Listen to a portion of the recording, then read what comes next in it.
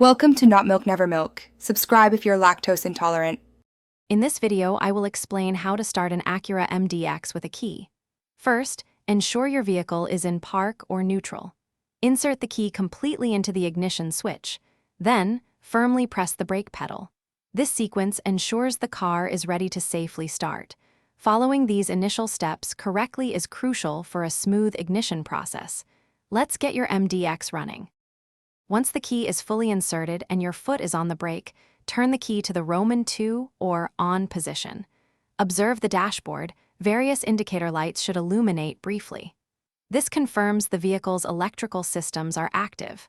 Next, turn the key further to the start position and hold it there until the engine begins to run. Release the key immediately once the engine starts. As soon as your Acura MDX engine starts, release the key, allowing it to return to the on position. Take a moment to check your dashboard for any persistent warning lights. If any remain illuminated, consult your owner's manual. It's also a good practice to let the engine idle for a short period, especially in colder weather, before you begin driving. This ensures proper lubrication and engine readiness. If your MDX doesn't start, first check your battery connections and fuel level. A common issue is a dead battery or an empty tank. Also, ensure the steering wheel isn't locked, which can prevent the key from turning. If problems persist, it might be time for a professional inspection.